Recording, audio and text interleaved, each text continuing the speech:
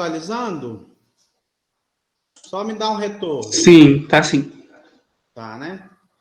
Bom, a minha proposta de trabalho boa noite para todos, tá? Meu nome é Fábio, eu sou aluno do mestrado em agroecologia. A nossa proposta de trabalho vai ser trabalhar com a caracterização morfoagronômica e a avaliação de compostos químicos e a atividade antimicrobiana de óleo essencial de pimenta do gênero Capsicum. Meu nome é Fábio Gomes Ampieri, eu sou orientador da Monique, Monique Moreira Molim, e sou aluno do curso de mestrado. A gente vai iniciar falando um pouquinho da história, que é bom a gente conhecer um pouco da história da pimenta, né? A pimenta, há relatos, da questão arqueológica, ela é datada de 7.500 anos, foi encontrada, a pimenta nesse período aí. E a origem da pimenta, a pimenta do gênero Capsicum annum, ela é do México, da América Central, e ao passo que a origem da espécie Capsicum frutescens, ela é da América do Sul. Então, basicamente, a pimenta ela é toda da região América, americana.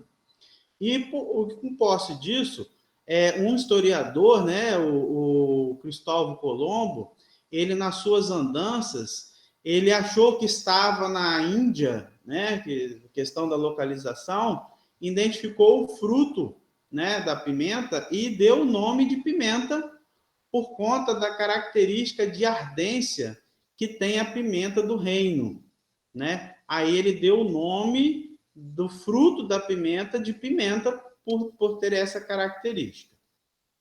E no século de 2016, os espanhóis e os portugueses, nas andanças deles, passaram por aqui pelas Américas, coletaram esse fruto e levaram para a Ásia e para a África, onde lá teve uma produção, um uso, um consumo e uma produção grande, E aí por isso que a gente acha que a pimenta não é americana, no caso das Américas, Ela é, no caso, africana e asiática. Eles acham isso, A gente tem esse entendimento, que, na verdade, não é, Ela é, vamos dizer assim, ela é nossa, e o que acontece?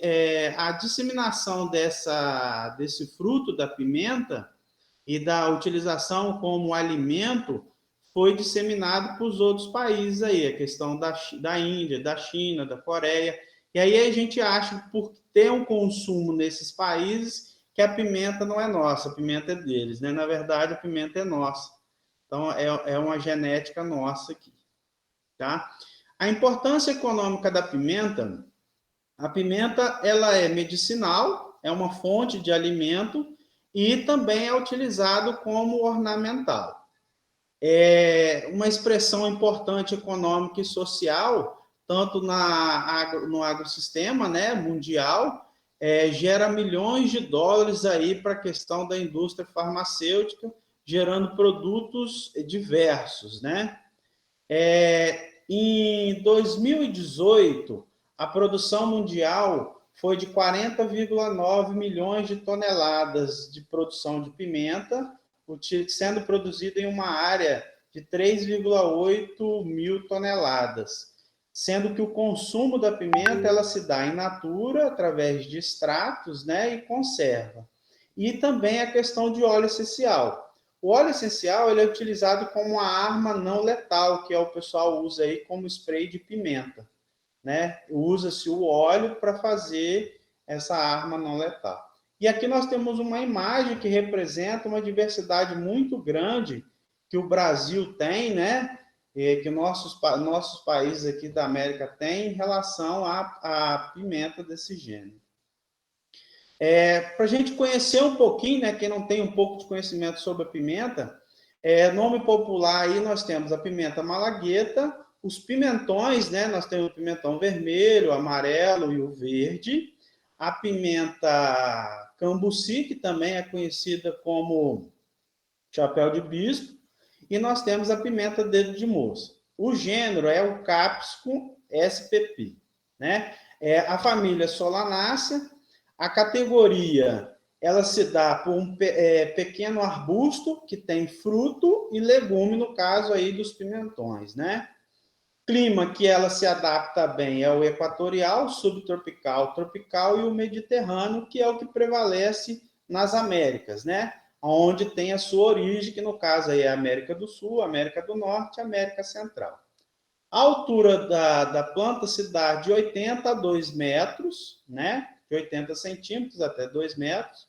Os frutos a gente vai encontrar na cor amarela, verde, vermelha e arroxeada.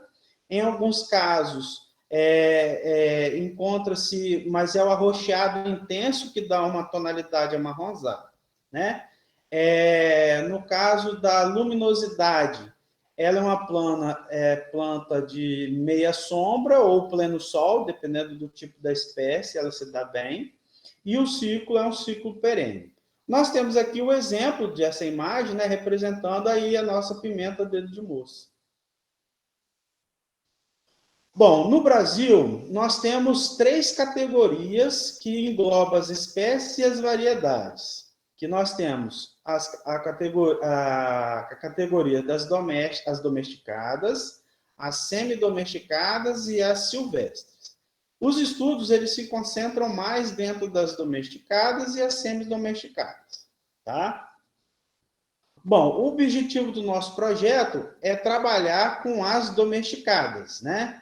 Aqui, só para a gente ter noção das espécies, e aí eu trouxe aqui uma imagem que representa alguma das espécies, para a gente visualizar, que é o interessante, né? Muita gente conhece a pimenta só malagueta, né? Não conhece as outras pimentas do gênero cápsico.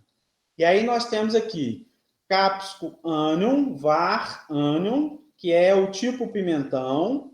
Nós temos o Capsicum baccatum, var pendulum, que é esse aqui que parece uma flor, né? Tem o fruto tem uma semelhança de uma flor.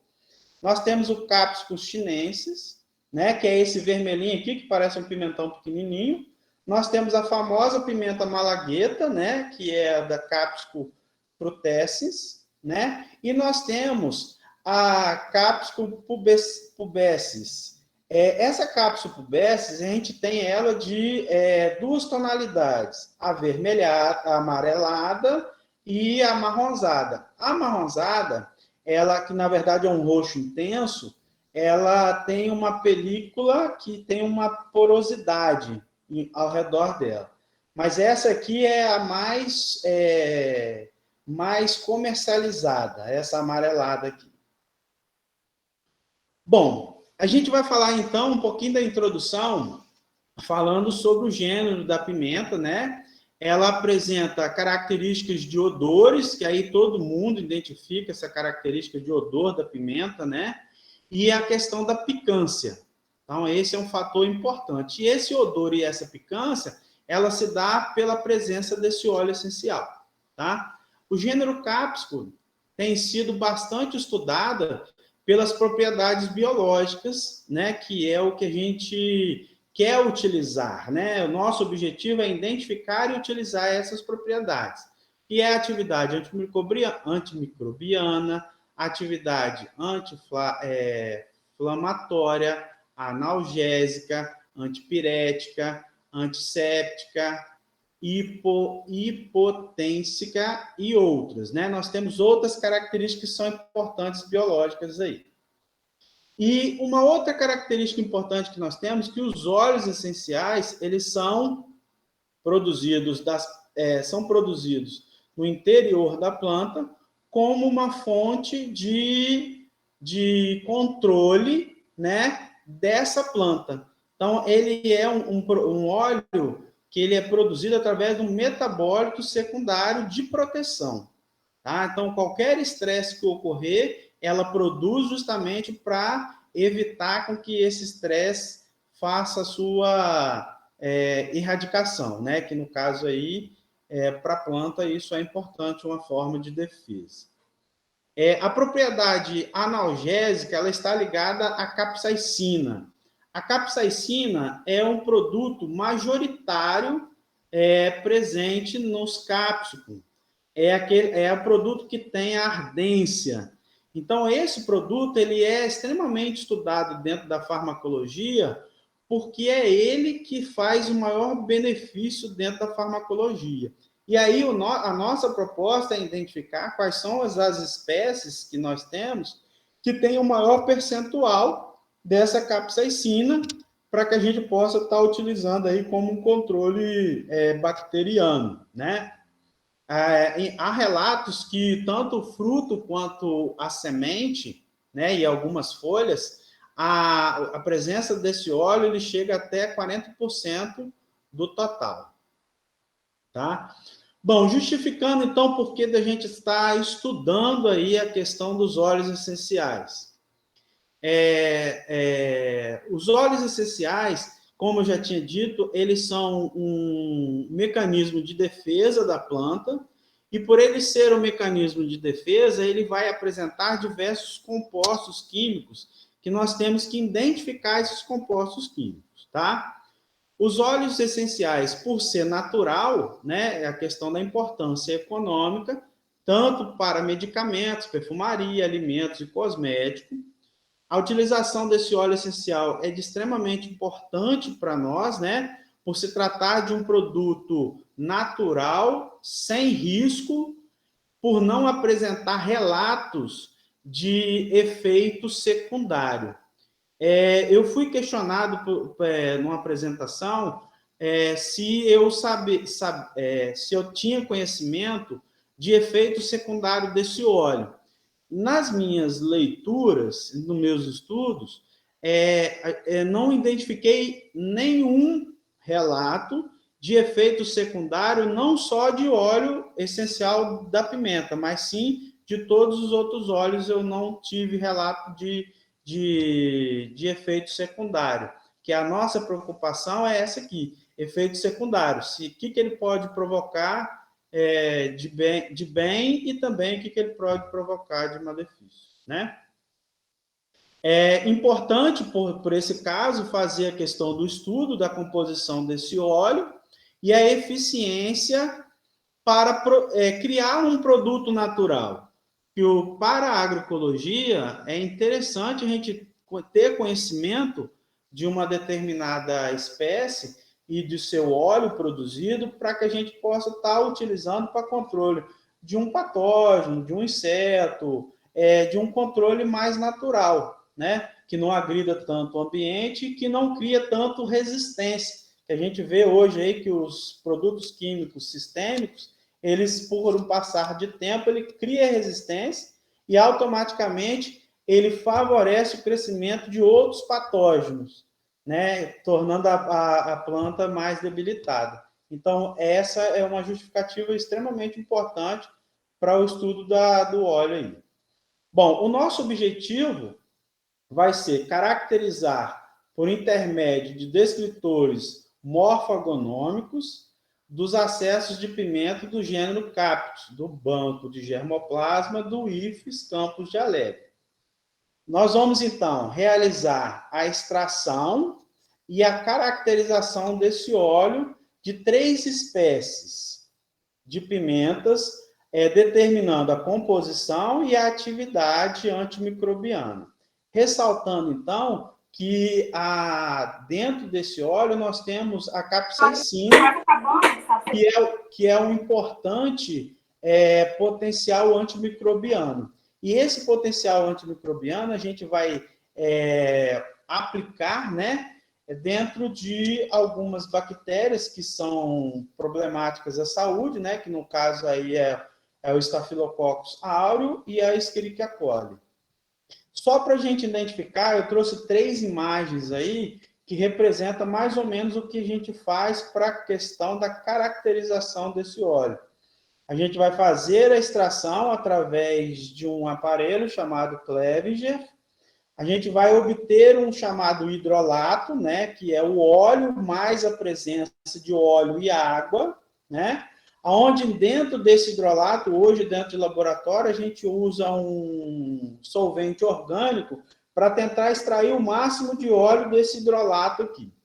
E de posse desse óleo, a gente injeta nesse cromatógrafo para poder gerar os dados, né, um cromatograma, e dentro desse cromatograma a gente identificar quais são os componentes presentes ali. Tá? O objetivo específico é estimar a diversidade genética entre as 33 espécies de pimenta, utilizando os descritores morfogronômicos, identificar os acessos e o potencial para o uso dos genótipos e programas de melhoramento de genética, considerando as características agronômicas. Isso aqui é importante porque a gente tem uma infinidade de variedades, né? E aí a gente tem que conhecer essas variedades, quais são as características que essas variedades nos dão de informação, que isso é extremamente importante para a gente identificar. Uma vai me dar maior concentração de um determinado produto químico, outra vai me dar outro determinado produto químico. Então, a gente precisa conhecer muito bem isso aí. Estimar a importância da caracterização e avaliação. Outra parte do objetivo específico vai ser realizar a extração do óleo, avaliar a composição química através de um cromatógrafo espectrofotômetro de massa das 3 espécies, das chinensis, Capsicum chinensis, da Capsicum frutescens e da Capsicum bacatum, pêndulo, né? Então, eu vou trabalhar somente com essas 3 espécies aqui, certo?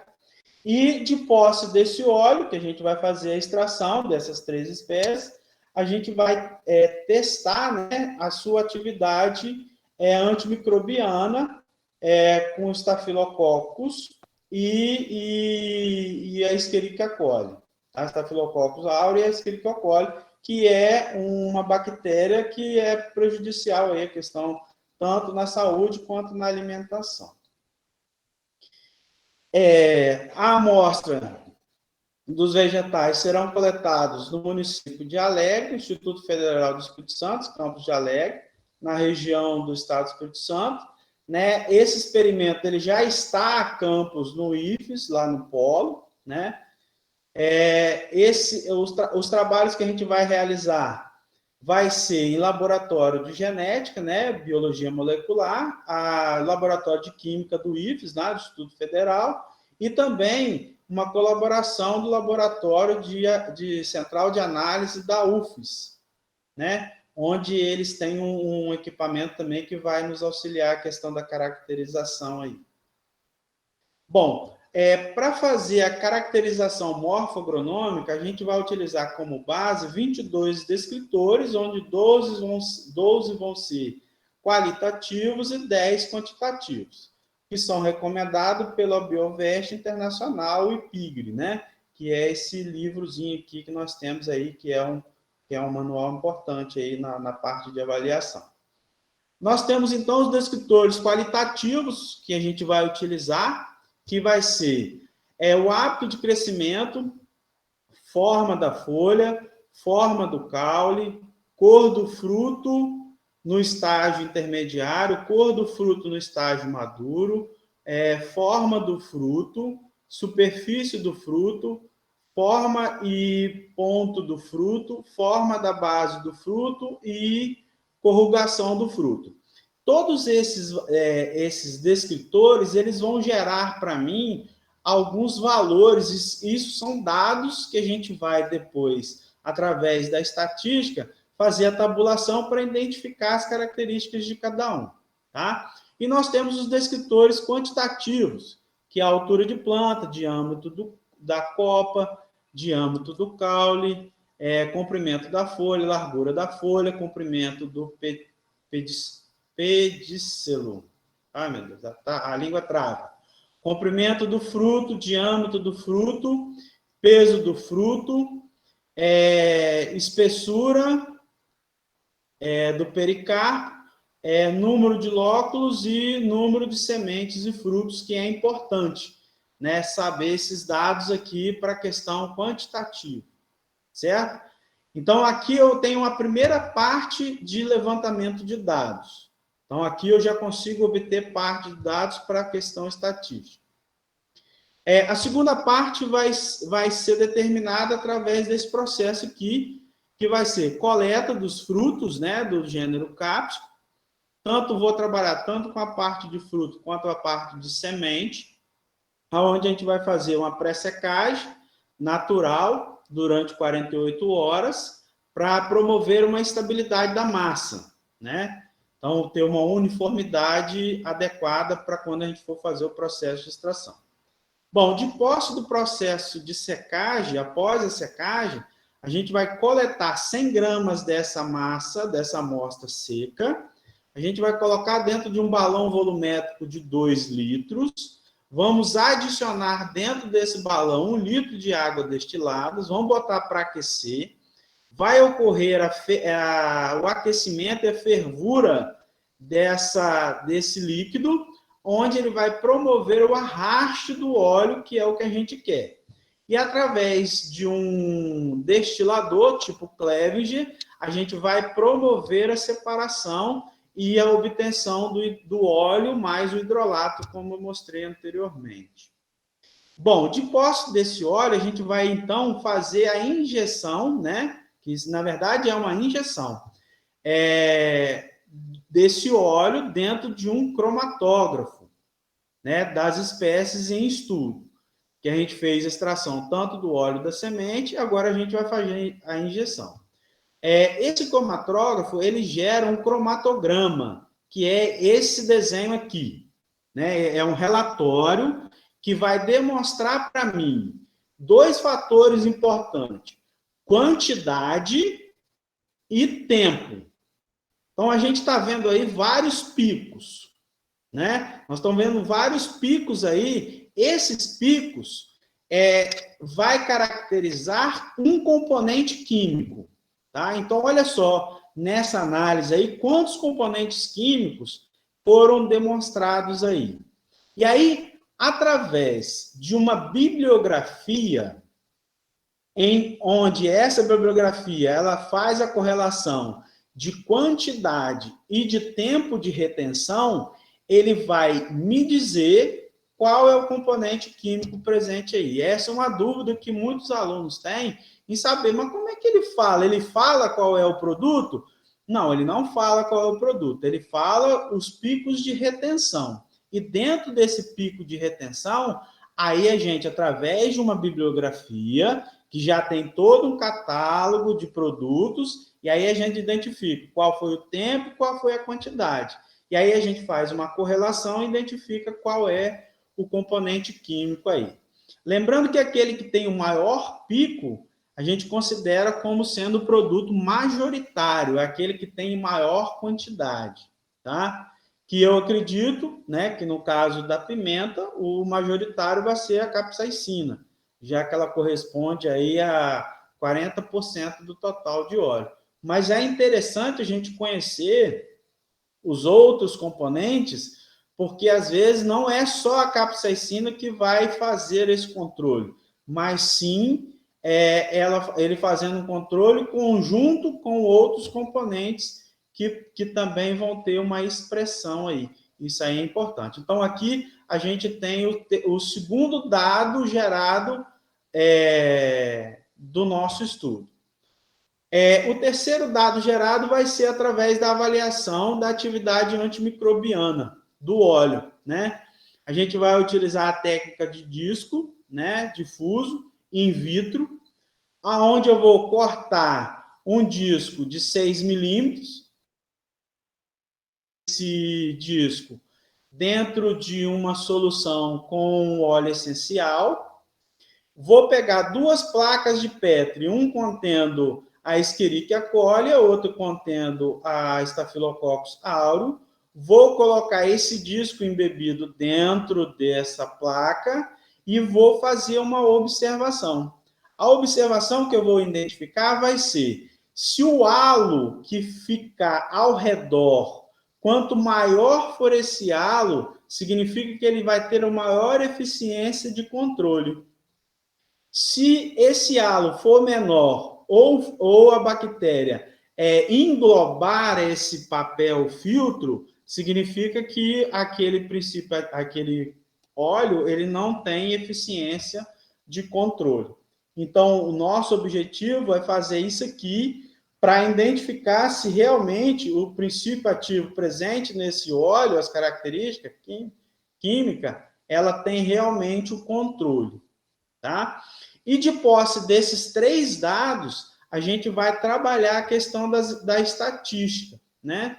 Onde a gente vai trabalhar em triplicata, a questão da estatística, utilizando o teste de Stuart e Scott Note a 5%, e usando um programa R, que é um programa mais fácil de ser utilizado, e é o que a gente sempre vem trabalhando aí. Então, a importância desse estudo vai ser conhecer a genética, conhecer as características químicas e conhecer o seu controle.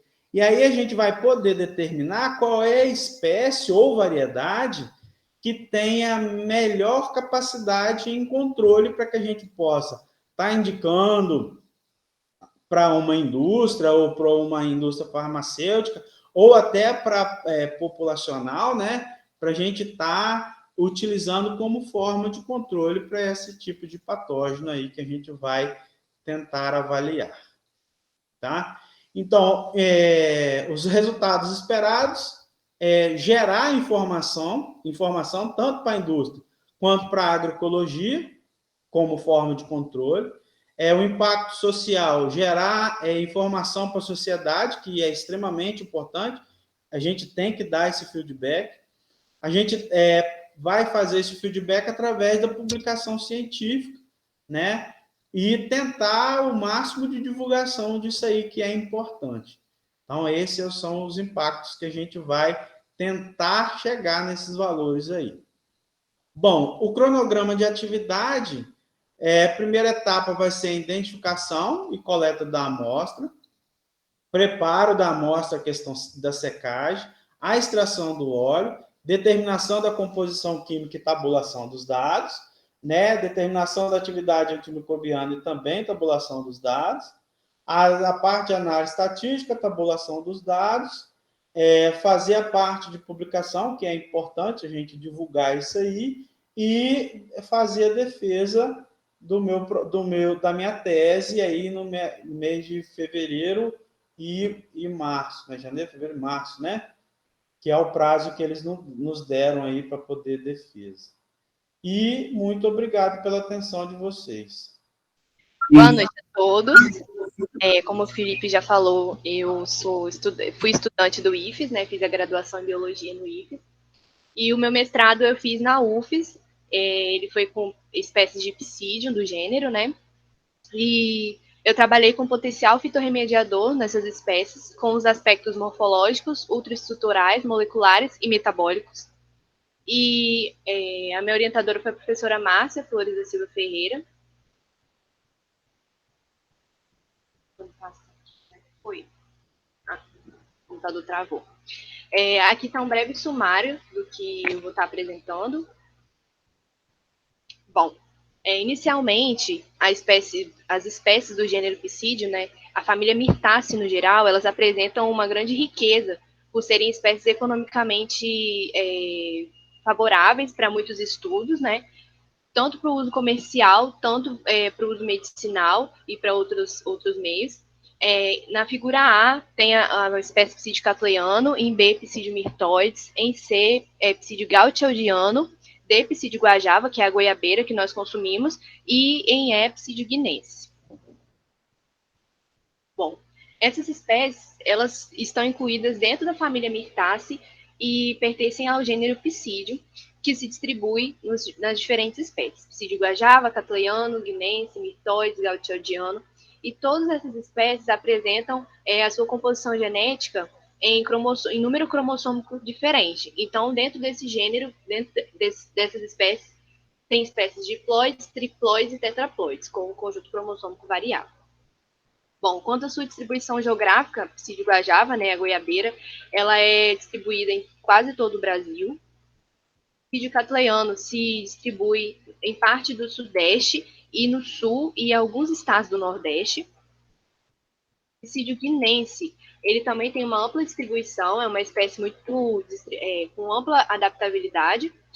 E psídio mirtoides e psídio gauchodiano apresentam uma distribuição mais restrita. Psídio mirtoides apresenta distribuição no sudeste, em alguns estados do nordeste e centro-oeste, e alguns estados do sul. Psídio gauchodiano é restrito apenas ao sudeste. Bom, como justificativa da minha pesquisa, com a ampla distribuição dessas espécies, né, e adaptação, principalmente de psídio guajava, foi caracterizado que essa espécie ela consegue fazer um grande reflorestamento. A partir disso, então, alguns trabalhos foram realizados também com o seu potencial citoprotetor, que é a proteção da célula contra alguns tipos de metais pesados. E algumas espécies, como o psídio guajava, foram encontradas em locais contaminados. A partir disso, então, surgiu a ideia da pesquisa em utilizar essas espécies para o uso do reflorestamento e para a limpeza de ambientes contaminados por metais. E o que seria essa fitorremediação? A fitorremediação ela é uma ferramenta rentável, né, de uso sustentável, para poder limpar o ambiente, para retirar, né, remediar aquele ambiente contaminado. E ela pode ser feita de vários métodos, né? Ela pode ser pelo método químico, que é o uso de alguns compostos, pelo método biológico, que é o uso de espécies nativas e espécies florestais, e pelos métodos físicos, que são métodos mais caros e às vezes degradam muito mais o solo para poder retirar esses metais. Então, a fitorremediação, ela acontece, a fito, né, vem de planta, remediação de remediar, de limpeza, ela pode ser ela é uma alternativa melhor, mais rentável, mais barata e mais sustentável, então, para a limpeza desses ambientes. Ao passo que a planta, ela retira do solo e ela consegue absorver em suas partes esse metal, e ele pode, assim, ser metabolizado, pode ocorrer a fitovolatilização, que esse metal ele é disperso no ar, e assim pode ocorrer a limpeza desse ambiente. Bom, como objetivo geral, foi então avaliar, né, o potencial fitorremediador dessas espécies na presença de cádmio e níquel, que foram os metais mais recorrentes para essas espécies, encontrados em alguns trabalhos, através das análises morfológicas, anatômicas e genéticas, identificando então as concentrações desses metais na planta e assim a sua translocação e os seus mecanismos de defesa, podendo indicar genótipos que sejam tolerantes à toxicidade, tanto ao cádmio quanto ao níquel, e também em um experimento in vitro. Minha dissertação ela foi dividida em 2 capítulos. No capítulo 1, nós avaliamos o potencial dessas 3 espécies. Deixa eu ver se eu consigo tirar isso aqui. Dessas 3 espécies, que foram psídio catleano, mirtoides e gauchodiano, em vasos dentro da casa de vegetação. Então, nós escolhemos essas espécies mediante estudos realizados, estudos prévios, né, com espécies florestais, com estudo de lenhosas, e aí nós encontramos, né, alguns estudos com catleano mirtoides na presença de metais. Então, nós escolhemos essas espécies para estudar. Psídio gauchodiano foi uma espécie teste que nós testamos, pois é uma espécie nova ainda, né, de 2017, ela é recém-descoberta.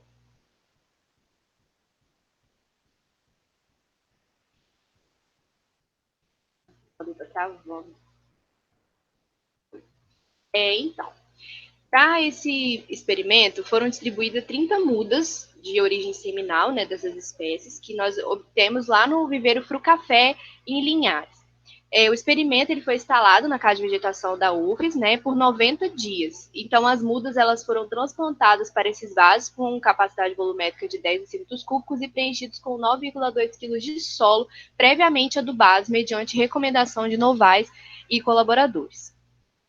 A preparação do solo, ela ocorreu, né, com a coleta do solo lá na área experimental da UFES, e esse solo, então, ele foi destorroado, foi passado em uma peneira de malha, foi secado ao sol para obtenção do peso dele, e então ele foi adubado. Essa adubação ocorreu em sacolas, nós ensacolamos todo o solo pesado, previamente pesado, e colocamos o adubo para poder transplantar essas mudas para todos os vasos. O experimento ocorreu em um delineamento inteiramente casualizado, né, dentro das 3 espécies separadamente, O tratamento 1 ele foi 18 miligramas de cádmio e o tratamento 2, 70 miligramas de níquel. E também tivemos o controle. Essas doses elas foram definidas a partir de uma base do CONAMA, que é o Conselho Nacional de Meio Ambiente, com doses permitidas no solo para metais pesados. Então, nós analisamos esse solo, né, a quantidade de metal que poderia ser inserido nesse solo, e nós ultrapassamos esse limite, porque a fitorremediação é a contaminação a partir de valores maiores, né, do que o solo pode, que a planta pode absorver. Então, a partir disso, foram feitas 10 repetições por tratamento dentro das 3 espécies. Então, pode-se considerar 3 experimentos, porque foram divididas por espécie e não foram comparadas entre as espécies, mas dentro de espécies. As análises realizadas, então, foram as análises morfológicas, a quantificação desses metais e uma análise ultraestrutural dos seus tecidos a partir da microscopia eletrônica de varredura. Esses caracteres morfológicos foram avaliados no tempo, né, aos 30, 60 e 90 dias, e foram avaliados a altura da planta, diâmetro da base do caule, número de ramos laterais, comprimento da folha, largura da folha, número de brotos e o comprimento de brotos. A quantificação desses metais ela ocorreu ao final do experimento. Então, o experimento, a partir dos 90 dias, foram retirados materiais da caixa de vegetação, ensacolados, né, com sacolas de papelão, levados para secagem, para a obtenção do peso constante, depois a moagem desse material para obter um pó fino, e esse pó, então, foi feita a digestão química com ácido nítrico e ácido clorídrico, que é um método USEPA, utilizado internacionalmente. Depois disso, foi feita a quantificação desses teores de metais pesados a partir de um forno micro-ondas.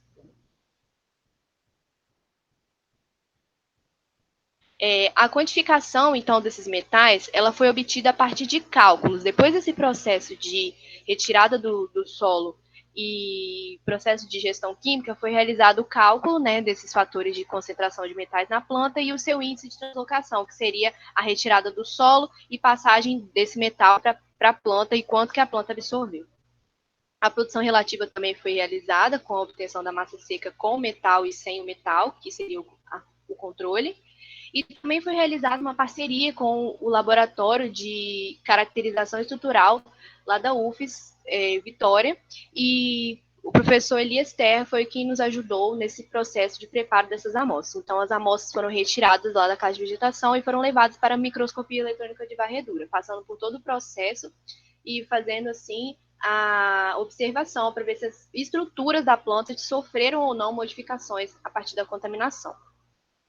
Bom, os resultados dessa pesquisa indicaram que a espécie psidicatleyana absorveu em maior parte o cádmio em relação à parte aérea. Então, ele absorveu na raiz a maior concentração de cádmio. Já o níquel, ele foi absorvido na parte aérea. Então, a planta ela translocou esse metal. Esses resultados, eles são corroborados com estudos de outros pesquisadores que também observaram esse mesmo comportamento em espécies lenhosas. A espécie Psidiomyrtoides, ela também apresentou uma maior absorção de cádmio na sua raiz, e em níquel ela apresentou maior absorção também na raiz. Psídio gauchaudiano, a espécie menor, ela apresentou maior concentração de cádmio na raiz e de níquel também. Então, as 3 espécies, elas basicamente apresentaram maiores concentrações de cádmio na raiz, e de níquel apenas a espécie Psídio cattleyiano apresentou uma translocação desse elemento para a parte aérea.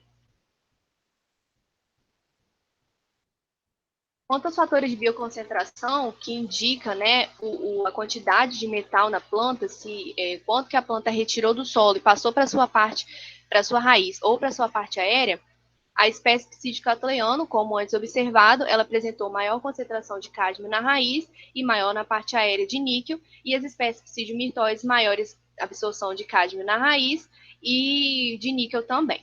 A espécie Psídio cattleyiano foi a única espécie que apresentou menor índice de translocação entre as outras espécies para o metal níquel. Quanto ao índice de produção relativa, que seria essa diferença entre a massa seca e a massa seca com controle e a massa seca do metal, a espécie Psidiomyrtoides foi a espécie que apresentou maior produção relativa, ou seja, foi a espécie menos afetada em relação à concentração de metais na sua produção de massa seca. E a espécie psidigaltiodiano foi a espécie que menos apresentou produção relativa. Então, ela teve maior efeito do metal na sua parte e ela não conseguiu produzir uma matéria seca com alto teor. Aqui, outra tabela também exemplifica isso, sendo a diferença estatística observada apenas na espécie psidigaltiodiano. Então, essa produção de massa seca foi menor, teve diferença do controle em relação aos tratamentos. Foi a única espécie afetada. Os caracteres morfológicos no tempo. A espécie psidiocatuleano também apresentou uma diferença, né, nos seus números de ramos laterais, comprimento dos seus ramos e comprimento dos brotos em relação ao controle para o tratamento de níquel, e psidigaltiodiano apresentou também uma diferença nos seus números de ramos laterais. Bom, quanto à ultraestrutura, né, na microscopia eletrônica de varredura, pode-se observar que na espécie psidiocatuleana, no geral, todas as espécies apresentaram, com o tratamento cádmio, não foi possível observar uma delimitação dos seus tecidos. Então, em relação ao controle, o cádmio afetou, tanto o cádmio quanto o níquel afetaram essa parte do tecido, tanto do parênquima, né, das epidermes adaxiais e abaxiais, e os parênquimas foram afetados pela presença dos metais, corroborando com os estudos de outros pesquisadores. Em relação ao caule, também foi observado o estreitamento do caule na presença desses metais em todas as espécies, nos 2 tratamentos. E na folha, foi observado também um menor número de incremento de células no parênquima lacunoso. Então, o cádmio, ele afetou principalmente a espécie psidigaltiodiano foi afetada nesse parênquima lacunoso e da epiderme adaxial, quando tratada com níquel.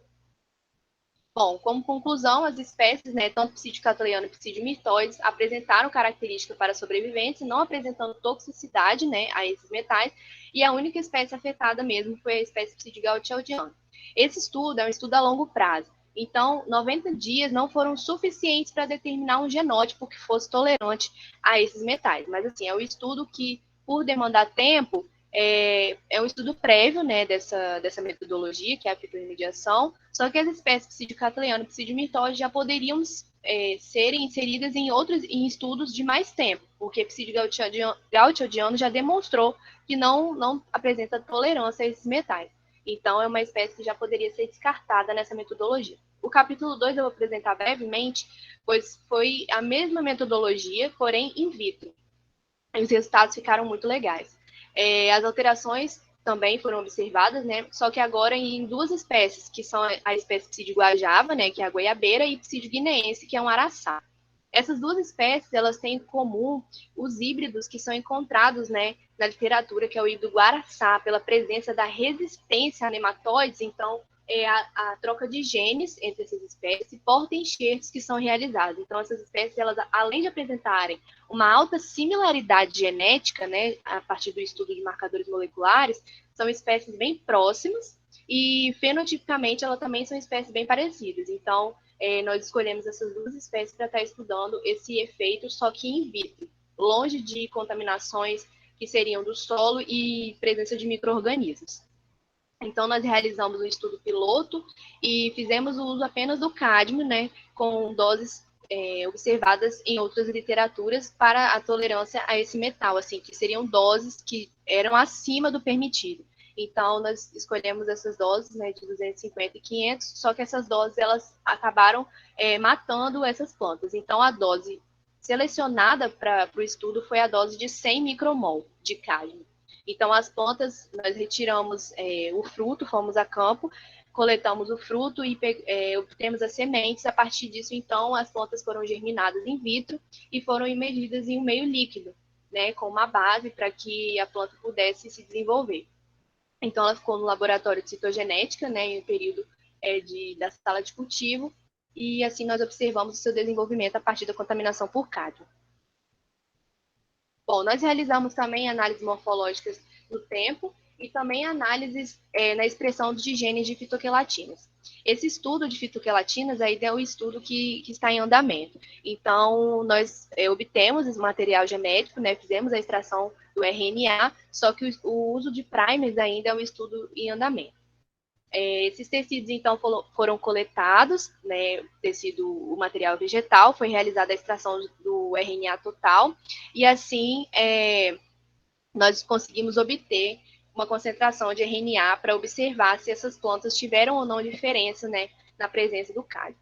A partir dos caracteres morfológicos, a espécie Psidio guinense, ela apresentou uma diferença entre Psidio guinense e Psidio guajava, apresentaram uma diferença na emissão de radículas. Então, todas elas não tiveram emissão de radículas na presença do cádmio. O cádmio afetou essa variável, que seria a produção de raiz.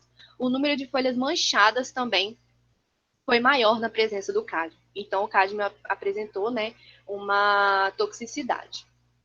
Bom, aqui é a foto das plantas, né, no experimento, e pode-se observar que as plantas marcadas em vermelho são as plantas controle. Elas desenvolveram, né, as radículas e apresentaram pouca senescência foliar e manchas, enquanto as plantas com a presença do cádmio não tiveram desenvolvimento da sua raiz, ou então essa raiz ela foi reduzida no seu crescimento. E também apresentaram muita senescência e muita mancha foliar. A análise estrutural também foi realizada com essas espécies, e todas elas apresentaram modificações tanto na raiz, quanto no caule e na folha, assim como observado no outro estudo. Também realizamos a quantificação dos elementos dessas plantas através da metodologia EDS. E foi observado um menor número de ferro nessas plantas quando na presença do metal em relação ao controle.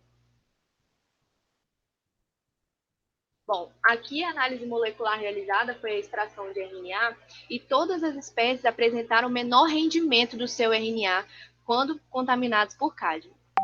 Então, esse RNA, esse cádmio, ele afetou o rendimento desse material genético quando a planta esteve em contato com esse contaminante. O nosso objetivo de fazer a extração de RNA observar a expressão de genes de fitoquelatos, que são genes responsáveis pela produção de fitoquelatinas, né, do cádmio, que é relatado na literatura como um gene responsável por estresses abióticos. Então, esse estudo ainda está em andamento, mas o objetivo da análise molecular foi o rendimento, a padronização dessa metodologia para obter o rendimento. E aqui é o resultado final de todas as plantas inoculadas, né? Só mostrando mesmo o desenvolvimento das plantas controle e o não desenvolvimento das plantas na presença do cádmio. Então, pode-se observar que todas as espécies, tanto Psidio guajava quanto Psidio guineense, foram afetadas, né, na presença desse metal. Com isso, todos os genótipos estudados apresentaram danos visíveis na sua anatomia e na sua morfologia. Então, Psidio guajava e Psidio guineense não se apresentaram tolerantes à contaminação por cádmio. Então, essas espécies elas não podem ser indicadas para o uso de fitorremediação, que foi o que nós obtemos nesse trabalho. No final, um agradecimento. Aqui são todas as pessoas que colaboraram para esse trabalho, né, as agências financiadoras e as parcerias, e todas as pessoas que contribuíram de alguma forma nesse trabalho, na constituição desse trabalho.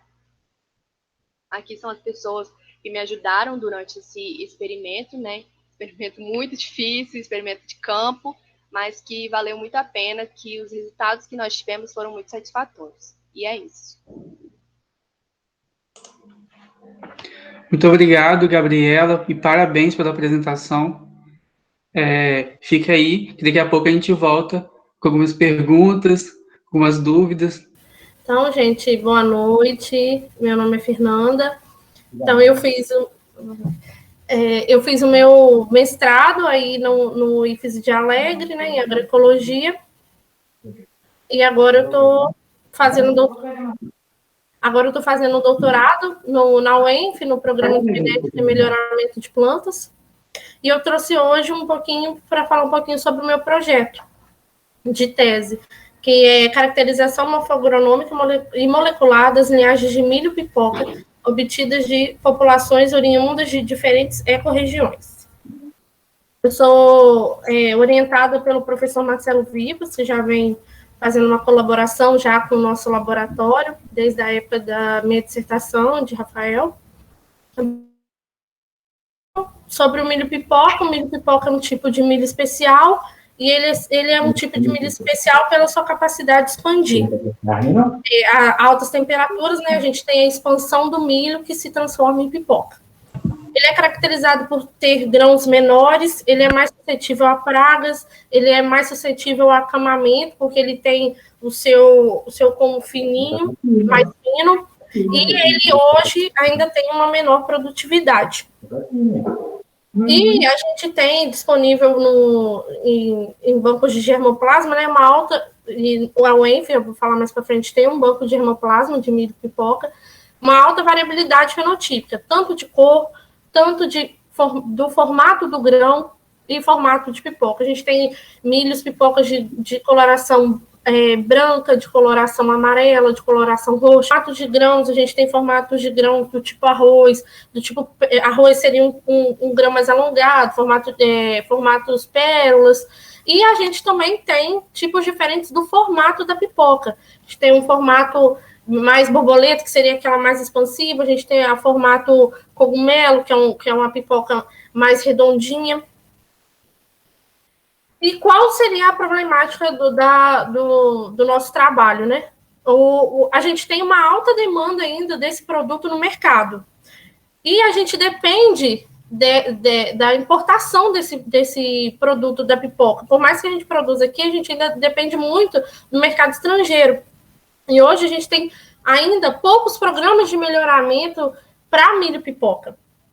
E o que a gente quer visar, então, né? Aumentar essa produtividade no Brasil, porque a gente tem aqui disponível para a gente diversos acessos, mas ainda a gente depende muito do mercado estrangeiro.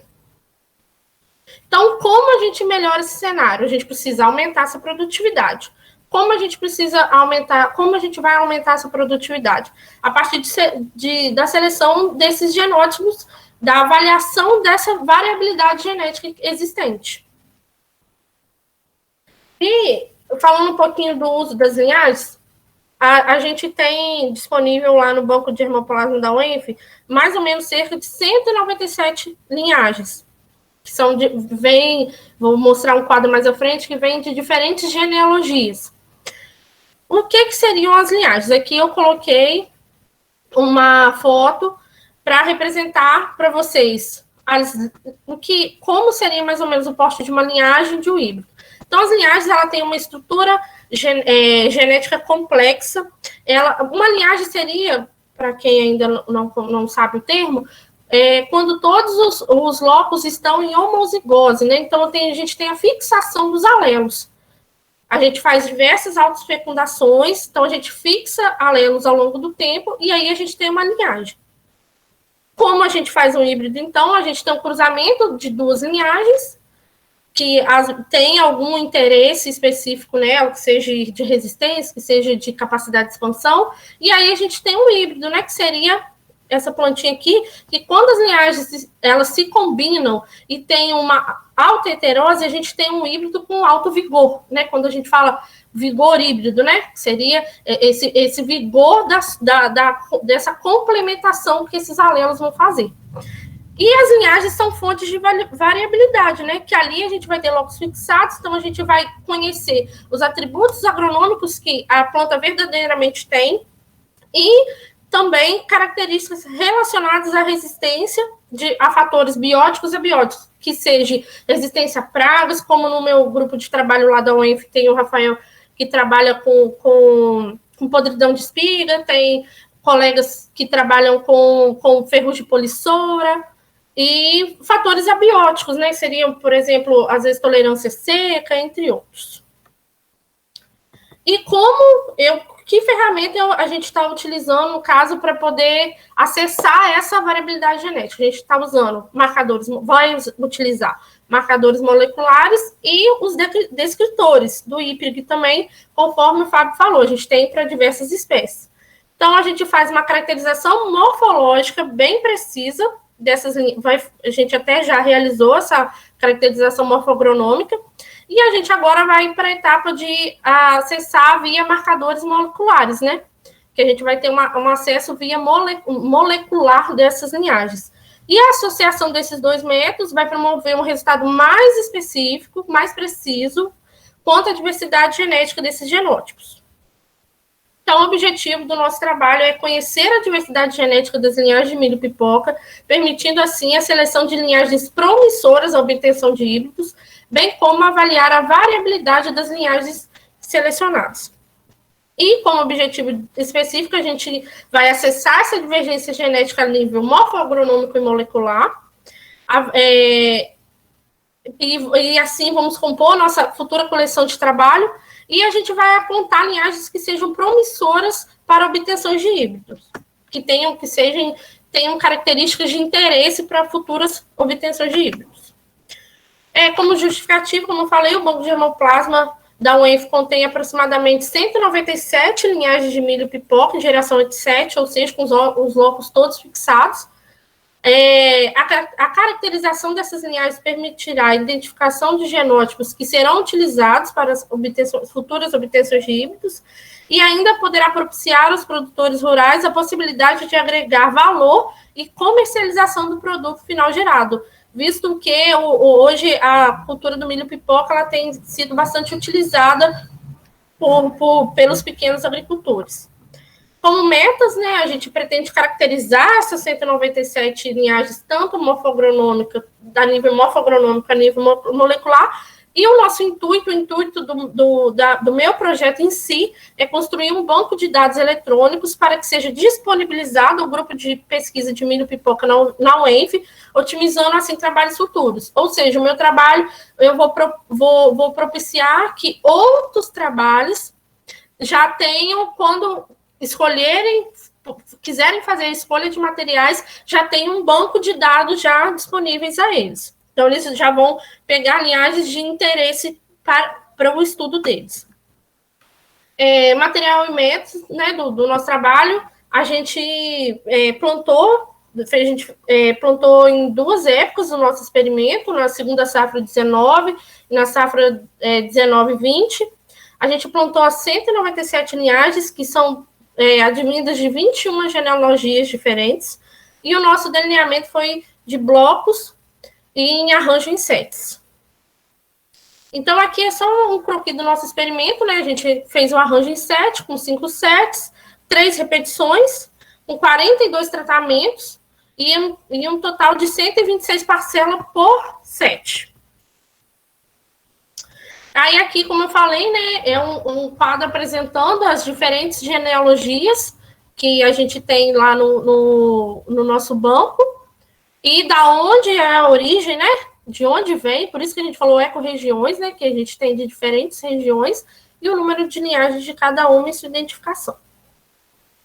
Então, aqui eu estou apresentando todos os dados, todas as variáveis morfoagronômicas, todos os descritores que eu estou utilizando a nível morfoagronômico, porque a gente avaliou desde o florescimento masculino, altura de planta, diâmetro, número de plantas acamada, stand, número de espigas, massa de espigas, número de fileiras, até a forma da expansão. A gente avaliou forma da expansão, quantos peruás, na hora que a gente expandiu, quantos peruás sobraram, a coloração do grão. E depois, agora, a gente vai entrar agora, daqui mais um mês, 2 meses, na caracterização molecular. Então, a gente vai fazer a extração de DNA, depois a gente vai quantificar.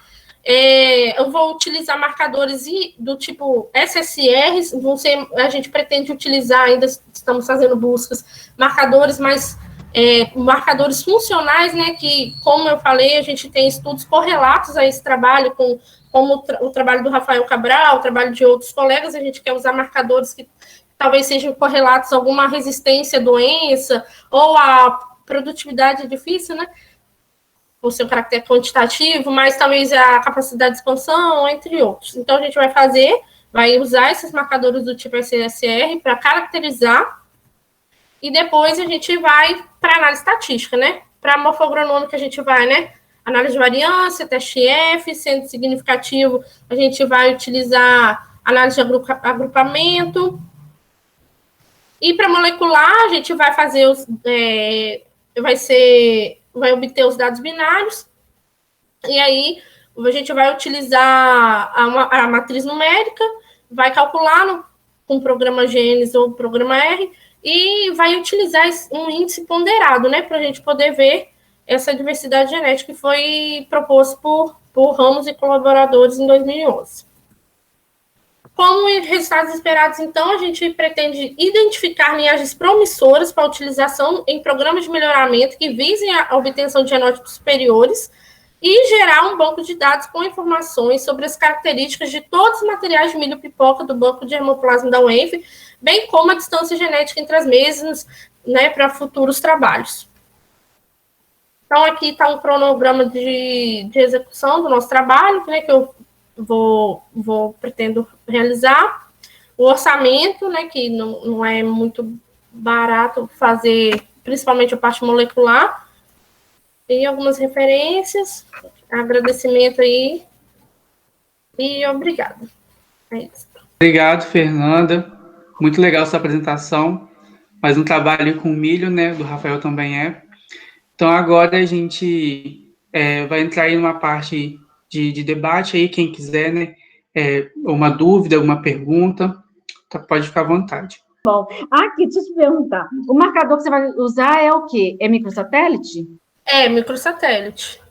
Então, a gente está querendo usar o IST, né? Aham. Aí, só que assim, ainda está meio indecisão. Eu preciso fazer uma busca, porque a gente quer, a professora Elaine deu a ideia de a gente usar os marcadores funcionais, visto que a gente tem trabalhos correlatos, como do Rafael mesmo, né? Para a gente aproveitar, para dar uma englobada nos trabalhos, né? E às vezes depois dá um artigo muito mais potente, né? Porque são informações complementares, né? Fica até mais fácil vocês publicarem depois, né? Gostei, muito legal, né? Que você vai ver as coisas do banco de germoplasma. Hoje mesmo, de manhã, eu estava conversando com os meninos na turma da Após, muito sobre o banco de germoplasma, né? Vocês têm variedade de vários locais, né? Vários locais. Do CIMIT, né? Eu vi que vocês têm vários do CIMIT. E por que são ecorregiões mesmo? Eu fiquei na dúvida. Então, ecorregiões que são trabalhos de diferentes regiões que ao mesmo tempo elas compartilham de mesma... Me fugiu a palavra agora. Tipo, nossa, como é que fala, gente? Quando a região é tipo parecida. Me fugiu a palavra. Similar? Sim, vamos supor assim, regiões de climas mais similares. Ah, tá. Entendi. Diferentes ecorregiões. Entendi. E tem um uso bem prático, né, sua tese, porque às vezes a gente faz uma tese que é mais assim, igual a minha mesmo, ela foi biotecnologia aplicada pura, que a minha era um mapa genético, né? Mas a sua não, você vai deixar todas as teses, dissertações, deixam uma herança para o programa e tal, mas a sua você vai deixar uma herança para o programa de milho e pipoca grande, né? Que muita gente vai depois consultar aí a sua tese. Aí você pretende informatizar isso, isso que eu entendi? Isso, a gente pretende talvez fazer um catálogo descrevendo, né, como é essa linhagem, quais são as características, o tipo de formato, porque hoje está se tendo estudos com interesse no tipo do formato da pipoca. Por exemplo, a pipoca, eu podia ter trago a foto, que é muito interessante. A pipoca, a gente tem pipocas do tipo borboleta, aquelas que dão umas abinhas, e do tipo cogumelo. E essa do tipo cogumelo é uma mais redondinha, e hoje está sendo muito utilizada para pipoca doce. E é difícil encontrar essas pipocas com esse tipo de formato. Então, assim, é algo mais novo, então, assim, de interesse nosso ver quais das nossas linhagens têm aptidão na hora dessa expansão. Então, assim... Gente, eu nem sabia que tinha diferença de formato, Fifi. Tem. Tá vendo? Vivendo e aprendendo, né? Eu nem sabia que tinha diferença de formato de pipoca salgada para pipoca doce. Aí ela agarra mais o doce, porque ela tem vários furinhos. Igual um cogumelo. Olha, é verdade. Aí eu nunca... Eu não tinha pensado nisso, não. Sim, aí a gente Olha. foi uma ideia do nosso professor, do nosso orientador, e aí a gente está Uhum. avaliando até nesse quesito. O tipo de grão, igual eu e o Rafael vem conversando, às vezes o tipo de grão para uso comercial, talvez um tipo não é tão interessante, não é tão aceito. Então, assim, a gente está fazendo toda a varredura aí da fenotipagem desses materiais. Aham. E Fernanda, você vai fazer eu, expansão também desse monte de material ou Já não? fizemos. Já Terminamos fiz... semana passada, fizemos um mutirão, aí a gente já Gente, fez nossos. que Fernanda, eu que beleza, sou né? Ver comedor isso de aí pipoca. mesmo. Bom ver vocês andando aí com o professor Marcelo, bom demais. Você, É, Rafa, né? Tem Luana aí com ele também, não tem? Tem Luana. Aham. Tá ótimo. Maiara, né? Monique, Aham. Oi, Fábio, tá baixinha a sua voz? é Você quer Rafael perguntar para Cabral. você Rafael também? agora. Porque as Rafael, minhas perguntas acabaram, tá? Eram só essas. eu que sou Parabéns comedor. aí. Adorei sua apresentação. Ficou tudo muito bom. Daqui a pouco também eu pergunto para a Gabi. Vou deixar o resto do pessoal perguntar. Vamos. Tá? Pode ficar à vontade. Vou até desligar aqui minha Ô, câmera. Fernanda, parabéns aí, tá? Obrigada. Pela sua desenvoltura. E eu sou comedor de pipoca, né? E não sabia dessa parte aí, não, né? Então eu vou começar a observar, né? Isso aí é importante. Mas olha só, tem uma parte que você está, a proposta sua aí, e eu também tenho dentro no meu mestrado, é a questão da avaliação morfoagronômica. A parte estatística que você fez, o que gerou de informação importante que você viu relevante? Então, no meu trabalho, a gente acabou, né, Rafael? O Rafael tá aqui. Acabou de fazer o pipocamento agora. A gente ainda não fez, a gente ainda não foi para a parte da estatística, ainda não. A gente deve ir mais ou menos daqui poucas semanas. O Fábio, ajudando um pouco a responder, né? Eu praticamente trabalho junto com a Fernanda nessa mesmo experimento, né? Essa parte de campo, a gente coleta ali, vai sair pra gente as duas características principais de pipoca, que é o maior interesse nosso, que é quais são as mais produtivas e quais principalmente que tem melhor capacidade de expansão. A gente mede capacidade de expansão. 1 grama de pipoca hoje, para você registrar, cultivá-la, tem que gerar 30 ml de pipoca. Então, isso é o mínimo que a gente precisa. E aí, como a gente vai fazer híbrido depois, no híbrido a gente ganha produtividade, mas não ganha pipoca. Então, digamos assim, a pipoca é a característica principal nossa. E aí, dentro desse grupo de pipoca, a gente tem que ver o que é bom para resistência às doenças que a gente trabalha, né? E aí também aproveitando para falar da importância do trabalho da Fernanda, né? A Monique falou a questão dela deixar um legado. É a partir desse trabalho de molecular que a gente vai decidir quais são os grupos de cruzamento que vão ser tocados daqui para frente para gerar os híbridos. Então, assim, é um ponto crucial, né, para o programa de melhoramento como um todo. Mas dessa parte de campo a gente pretende, além de tudo que ela vai tentar utilizar para associar com a molecular depois, identificar essas linhagens que são boas para pipoca. E aí um teste de média, né, que vai gerar isso pra gente. O trabalho de Fefe vai deixar um legado bem grande mesmo, porque você vai trabalhar com recurso genético purinho, né? Assim, depois vários trabalhos, várias dissertações e teses aí vão usar, né, o seu trabalho. Tem que fazer tudo bem certinho, né, para todo mundo que depois utilizar, né, ver os cruzamentos, ver tudo certinho. É muito bom ver esse emprego, depois você vai ter um emprego prático, assim, né? E depois do artigo também citações e tal. Muito legal. Gostei bastante.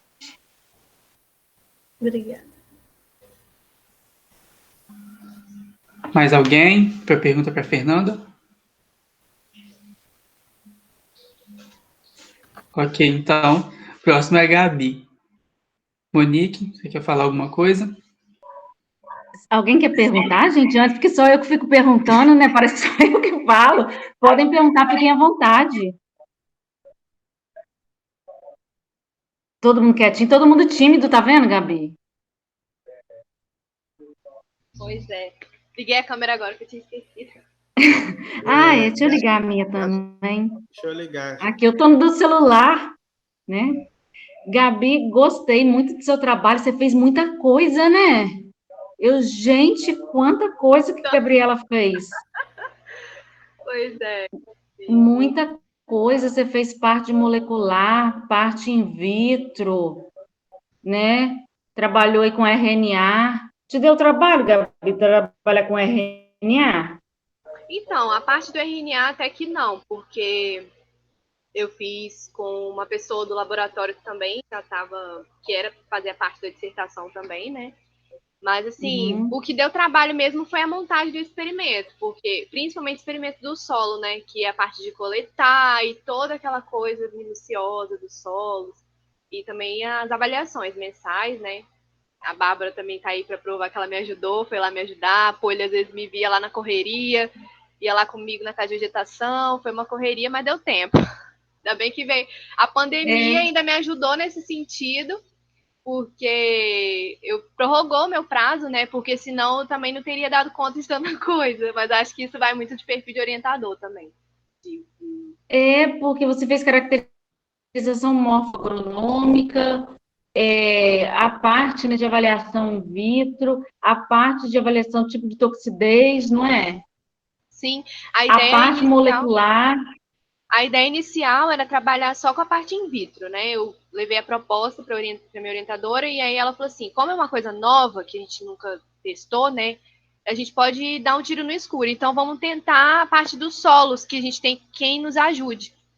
E aí nós fizemos a parceria com o professor dos solos. Assim, o meu trabalho ele é multidisciplinar, então eu envolvi muitas pessoas nesse trabalho, né? Tanto da parte de solos quanto da parte da química.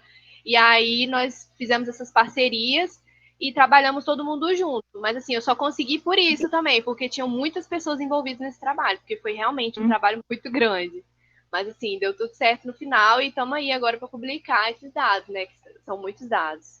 E ainda está em andamento, como eu falei, a parte do RNA principalmente. Que não deu tempo nem... dividir ele? Oi? Então, se você souber dividir ele, dão vários artigos aí. Se você souber dividir ele, você tem vários artigos aí dentro do seu trabalho. Sim, né? Trabalhou muito. Sua apresentação também ficou bem segura, muito bom. Você vai continuar trabalhando agora com psídio no doutorado ou não? Não, eu tô agora com café. Porque agora eu tô com outra orientadora. Mudou também? Também foi capturada pelo café? Sim, agora eu fui pra Thaís. É que na aula da pós ainda... aí agora a gente tá com café. Você vai pra Thaís, Aí mudei de cultura. Legal. Thaís teve um experimento lá com a gente da Conceição. Mas legal, Gabi, legal. Na pós, gente, que eu dou aula de manhã, né? Eu acho que de 18 alunos, né, Gabi? Eu acho que uns 15 trabalham com café. Sim. Não parece? São muitos. São muitos. O café tem muita pesquisa aqui no estado mesmo, né? Mas muito legal. Muito bom. É bom também mudar de cultura. Eu mudei de cultura, da graduação, mestrado para doutorado. É bom trabalhar com culturas diferentes, você aprende mais. Sim. Né? Ajuda. Verdade. É bom, sim. Quem pode também, às vezes, mudar de instituição, todo mundo fala que é bom também, que também aprende mais. Eu praticamente não mudei, mas todo mundo fala que é bom, assim, que você vai aprender em missão, sabe? Mas legal, Gabi. Cruzamento não deu tempo de fazer, não, né, Gabi? Não. Porque você já fez tanta coisa, eu até coloquei aqui, eu anotei aqui. Pois é, nós porque para psídio, muita gente trabalha com psídio faz cruzamentos, né? Mas aí já não era o objetivo, né? Nosso objetivo já não era esses, porque são genótipos já conhecidos, né? Genótipos comerciais, e aí o experimento foi mesmo. Nós compramos as mudas já grandes também, então, assim, o objetivo foi desenvolvimento. Elas ainda estavam, para esse tipo de experimento, poderiam ter ficado mais tempo, só que pelo prazo não deu, né? Então, assim, eu ainda tenho, pra você ter ideia, esse trabalho foi tão grande que eu fiz com guajava também. Só que guajava ficou muito mais tempo. Essas plantas de catleano, né, os araçás, ficaram 90 dias. A goiabeira ficou 270 dias, ou seja, 7 meses. Então, assim, os resultados são muito diferentes. A gente tem esses dados engavetados aqui que uma hora vai sair um artigo, mas não vai entrar na dissertação. Mas Seu trabalho parece uma tese de tanta coisa que você fez, todo tanto mundo tipo de na caracterização. todo mundo na banca da defesa falou isso. Eu não sei se isso é bom ou se é ruim, né, Monique? Mas Parece.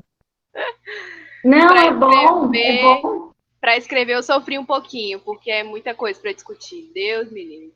Mas deu tudo certo. Não, mas deu certo e ficou muito bonito, tudo muito legal. Deu para ver que você fez um tantão de coisa. Um Bora tantão mesmo. Bom, publicar. que agora você é só desengavetar seus artigos, Sim, sim. Encher meu lápis de né? trabalho. Isso aí. Oi? Encher o lápis de trabalho agora. Isso aí. Agora se dedicar, né, a escrever. Isso aí mesmo, Gabi. Muito legal. Apresentou também super segura. Adorei. E vocês têm perguntas, pessoal, para a Gabi? Eu vou parar de falar, só fico eu falando.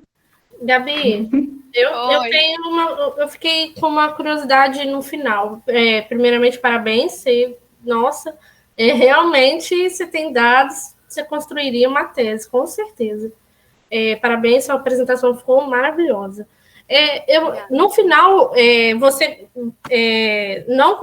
você conseguiu para os primeiros elementos, para o seu capítulo 1, você conseguiu genótipos que eram tolerantes a níquel, a cádio. Isso. Já para a sua segunda, nenhum dos dois, né? Para o segundo capítulo eu testei só cádmio, né? Uhum. Porque sim. Isso. foi só o cádmio. E aí, para o cádmio, nenhuma das duas espécies foram tolerantes, né? Ao cádmio. Vocês já tinham perspectivas que não fosse ou tinha algum estudo que... Então, na literatura, como esse tema é um tema que ele é novo, né? A remediação é algo novo, na literatura tinha relatos de psídio guajava na presença desses elementos, assim, contaminantes, né? De cádmio. E aí, como a gente tinha essas referências e também pelo potencial citoprotetor desse extrato etanólico e metálico, nós testamos, mas assim, era algo incerto, né? Foi mesmo um teste para saber se a planta ela tolerava ou não. Como tinha esses trabalhos que foram referenciados, foram a nossa referência, nós falamos, vamos tentar, né? Ver se a planta vai ou não fazer essa fitorremediação, porque goiaba, principalmente, é uma espécie que se adapta em muitos ambientes. Sim, então, por isso que eu perguntei se você tinha, era mais para o segundo mesmo, se vocês já tinham uma perspectiva, alguma coisa, porque eu também imaginei. Sim. Talvez quando você apresentou, eu achei que ia dar. Mas então, a goiabeira é porque ali, né, o que acontece? No experimento in vitro, nós queríamos testar o mecanismo da planta de defesa. Não seria mesmo assim, fitorremediação, né? Porque sim. A fitorremediação, ela é no solo, então não faria sentido eu testar isso in vitro e ver se a planta ela iria ou não absorver metal, o que ia acontecer. Então eu queria ver mesmo, era o mecanismo que a planta, se ela ia alterar alguma célula, se ela ia apresentar senescência foliar, se ela ia apresentar manchas, e foi o que aconteceu. Mas o experimento do solo, ele ocorreu em vaso, né?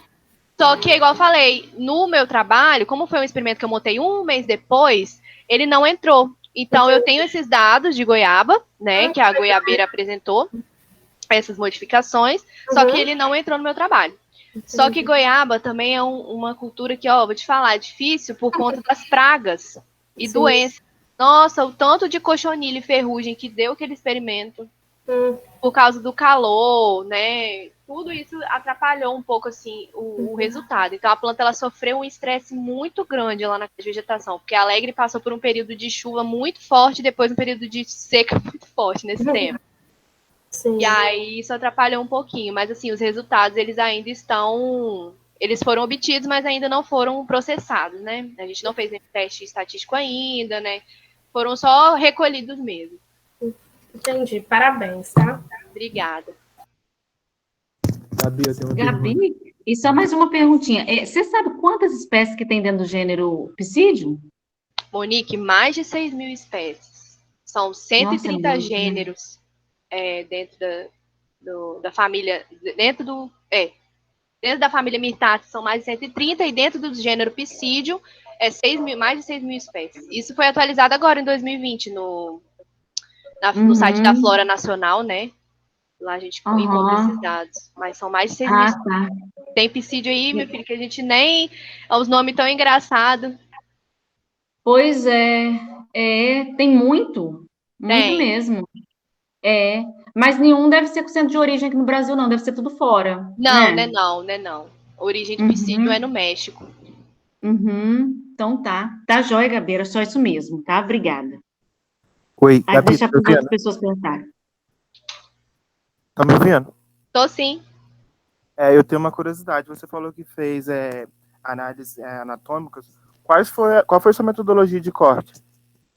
Então, na coleta do material, eu fui instruída, né, tanto na casa de vegetação quanto in vitro, de coletar, eu coletei na planta, né, a terceira folha entre o terceiro, eu acho que é assim que se fala, entre o terceiro nó, não sei direito, mas foi da terceira folha a partir do caule, né, do caule, do ápice do caule até a raiz, a partir do terceiro entrenó das folhas. E aí eu fiz um corte pequeno nessa folha, né, folhas equidistantes, e aí eu coletei elas e coloquei no...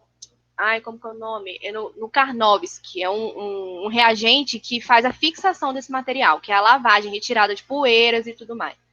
E aí, depois que nós fizemos esse processo de coleta e fixação, esse material foi levado para o laboratório da UFES. Aí lá já não foi mais comigo, né? Eu até acompanhei o professor, eu estive lá no laboratório da UFES, aí eu vi ele preparando, né? Aí passa por todo um processo de coragem com ouro, aí cora com ósmio também, e depois é levado para o microscópio eletrônico de varredura.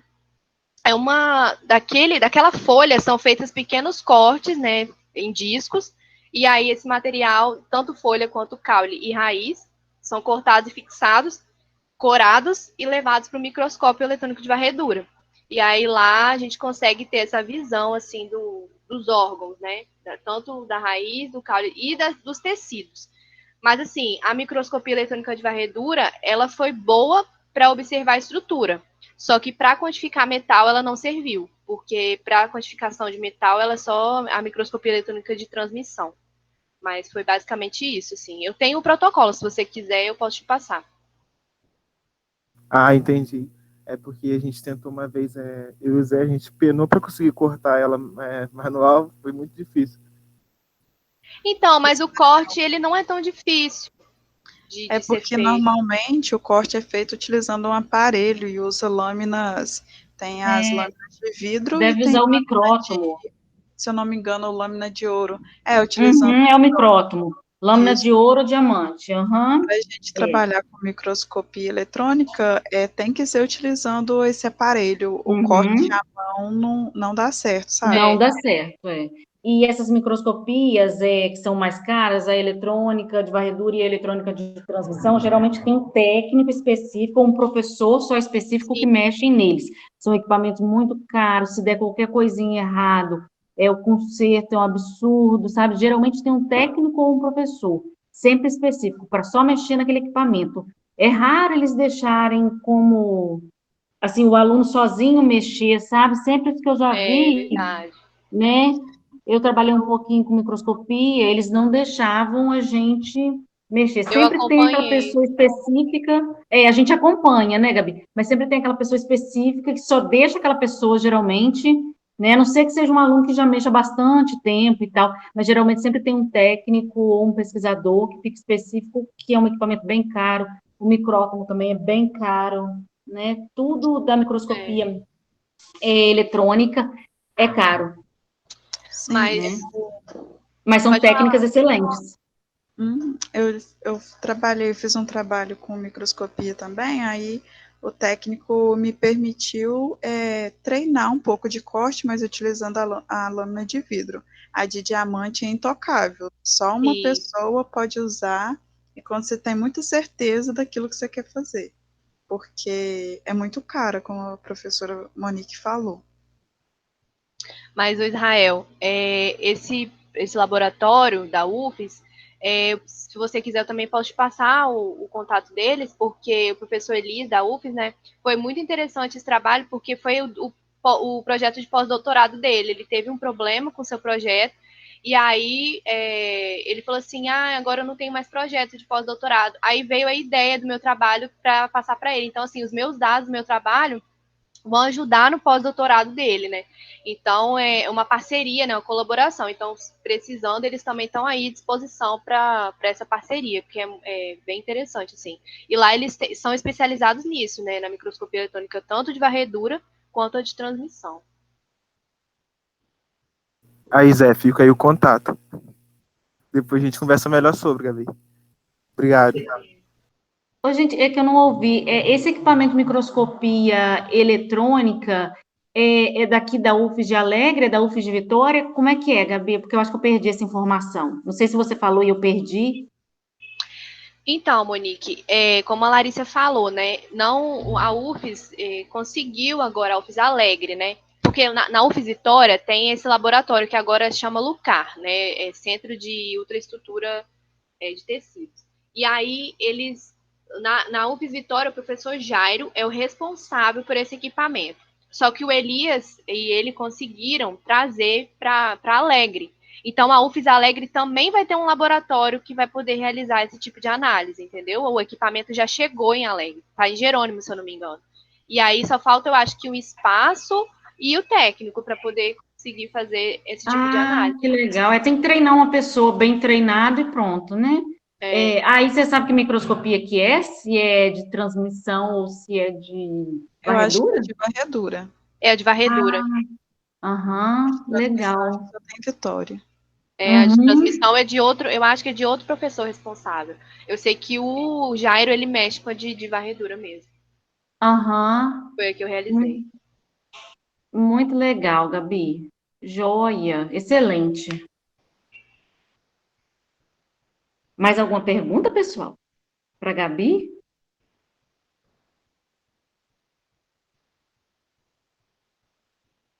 Não? Muito lindo, Gabi, seu trabalho. Adorei. Obrigada. Adorei mesmo, muita coisa, né? Muito bem feito. Felipe, acho que a gente pode passar para o do Fábio, né, Felipe? O que você acha? Pode sim.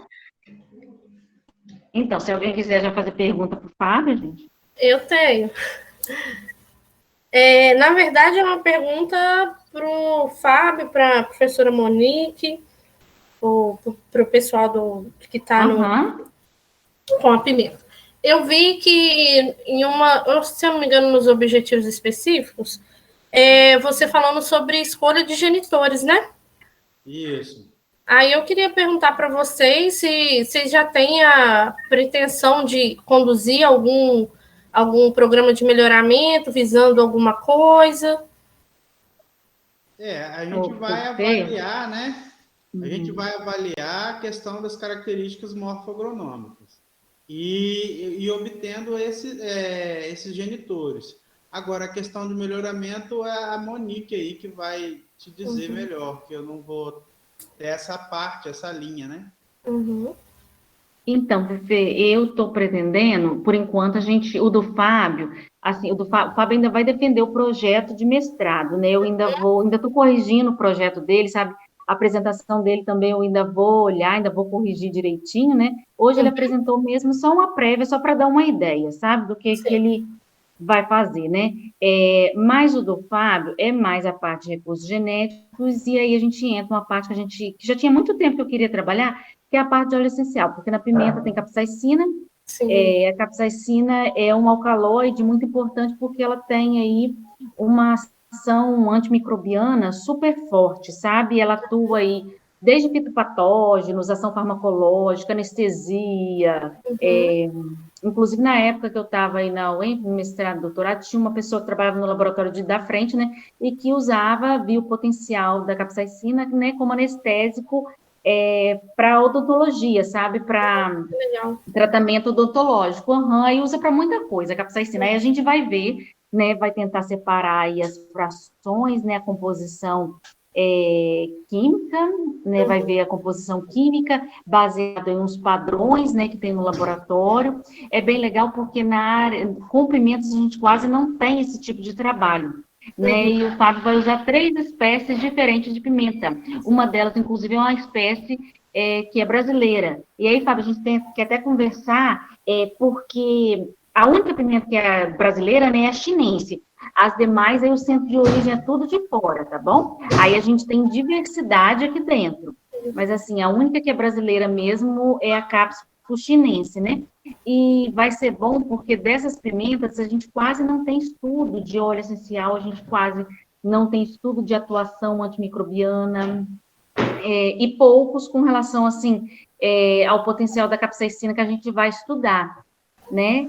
E para o melhoramento, que foi a sua pergunta, né, respondendo aí a sua pergunta, o do Fábio não entra tanto nessa área de melhoramento, né, o experimento dele, mas a gente pretende conduzir um de cruzamento. Eu vou tentar agora cruzar frutescens, são 2 tipos de cápsulas diferentes, só que estão no mesmo complexo, então elas se cruzam, né, cápsula frutescens com chinense, são 2 pimentas semelhantes, porque elas estão, a linha evolutiva delas é próxima.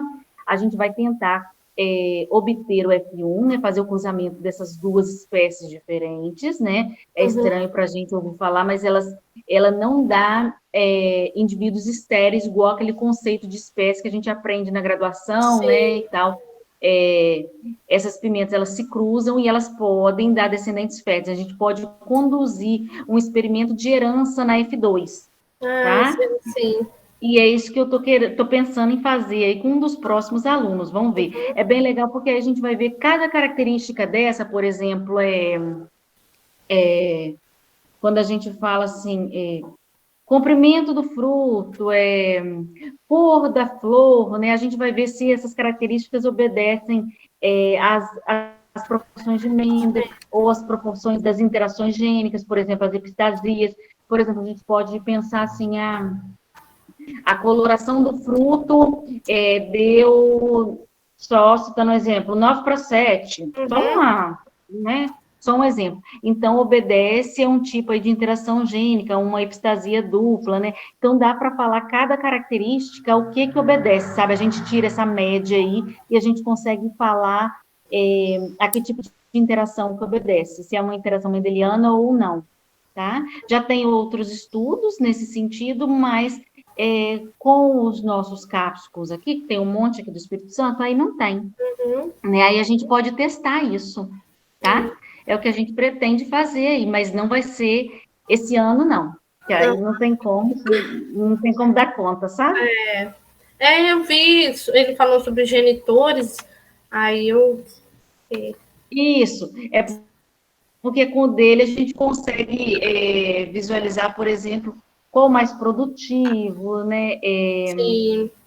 Qual tem o maior fruto, comprimento, diâmetro de fruto, essas coisas, sabe?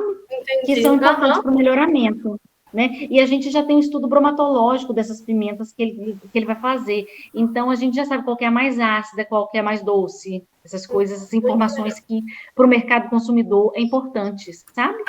Entendi. Curiosidade. Deu para entender? Deu. Ok? Gente, mais perguntas? Aí depois a gente vai mexer um pouquinho, tá, Fábio, na sua apresentação. Essa semana, aí, ao longo da semana, a gente vai conversando. Monique, eu tenho. Tempo do CG, se ele já tem alguma na literatura. O tempo do CG. Do cronoprograma. Da metodologia, se você está tendo estabelecida o tanto o tempo de corrida no CG, quanto a temperatura lá. Olha só, essa temperatura que você está questionando, a gente tem uma base já de uma literatura que a gente vai utilizar. Está em torno de 200 graus Celsius. E o tempo da extração sua, você também já tem alguma coisa? Normalmente a gente trabalha 40 minutos. Sim, porque eu trabalhei com folha, então a folha é de 3 horas a 5 horas, né? Depende muito da planta, né? Eu trabalhei com citros e lá era mais ou menos umas 3 horas para obter o óleo. Como o seu vai ser semente e o fruto, então por isso eu fiquei na dúvida. Assim, me coloco à disposição, né? Porque eu fiz parte eu usei óleo essencial para fazer quimiotípicos dos citros, então se precisar de alguma coisa é só pedir os meninos aí que eles têm o meu contato, que é bem complicadinho. Não, o que que acontece? Como os óleos essenciais são óleos voláteis, a gente perde muito quando a gente faz a questão da identificação por um período maior. Por isso que a gente trabalha aí em torno de 40 minutos. Tá? Porque Ele dá a identificação, uma temperatura maior por um tempo menor. E aí a gente consegue caracterizar melhor dentro desse período. Eu entendi a sua pergunta. Não, é só porque na apresentação eu não vi, né? Mas era só uma dúvida. Que como a Monique tinha falado que já tem poucos estudos, né, com óleo essencial da pimenta, eu fiquei na dúvida se já tinha na literatura. Isso ainda eu vou ainda desenvolver ainda. O que eu apresentei foi um projeto de execução. Você vai fazer pelos testes, né? Aí esses detalhes eu vou estar apresentando depois. Então tá muito, muito interessante o seu trabalho. Ok, obrigado.